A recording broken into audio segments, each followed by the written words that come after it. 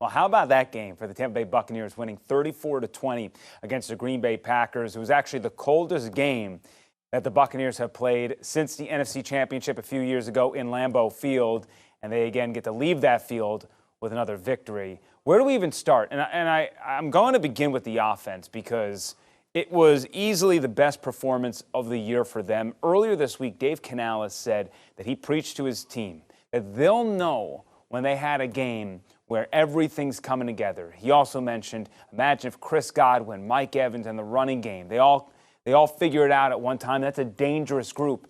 And that's what we saw in Green Bay, scoring 34 points, 452 total yards. Chris Godwin didn't practice all week. That's okay. 7 catches, 155 yards. Mike Evans had 57 yards and a tutty. Rachaad White, for the 4th straight week, went north of 100 scrimmage yards. He might be in the running for a Pro Bowler. I would actually argue he is a Pro Bowl running back at this point, considering what he's done since Week 9 for this team. He's been a workhorse for them. And also Baker Mayfield. His best game, not only as a Tampa Bay Buccaneer quarterback, but maybe as a pro. He is just the 3rd QB in NFL history to have a perfect passer rating with 4 touchdowns and going north of 375 yards on the road.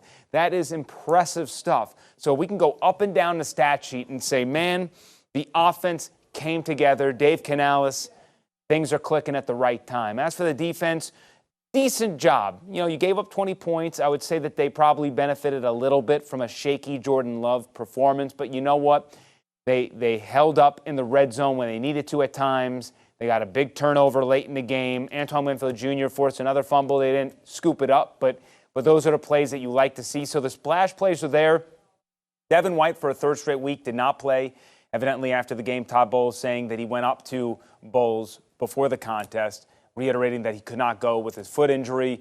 Bowles also said that K.J. Britt has earned playing time, so maybe K.J. Britt has earned that starting gig over Devin White. We'll kind of continue to follow that story as we go along. So what is next for the Buccaneers? Well, they get to come back home. They got back-to-back games inside Raymond James Stadium. At first, they got to play the Jacksonville Jaguars. And I'll say this, the game doesn't really mean much. It would be huge if the Bucs could win it, but if they lose it, it's not the worst thing in the world either. The Saints won. The Falcons lost in Carolina. And the Buccaneers have the tiebreaker with the Saints, not only head-to-head, but also within the division and wins. So if you can just ignore what happens to the Jaguars and beat the Saints, most likely you're going to win the division. And that's not even counting for playing Carolina, who is not a team you're going to walk all over, especially on the road, especially a team that they just beat only 21-18 at home. But still, it's looking very favorable. In fact, if they can beat the Jaguars, that would really set them up well to earn a wild card spot, even if they lost to the Saints. Heck, if the Saints lose to the Rams on Thursday night and the Buccaneers don't even win on Sunday against the Jags and then also again against the Saints and beat the Panthers, they still have the probabilities in their favor to make the playoffs. So that's just showing you how monumental this win in Green Bay was. It was a toughie.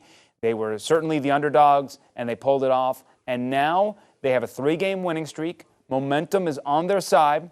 The offense is clicking. Hopefully, guys will get healthier. And maybe, just maybe, Tampa Bay becomes a team you do not want to face in January. And, of course, they would have to face a very good team in Dallas or Philadelphia if they were to win the NFC South.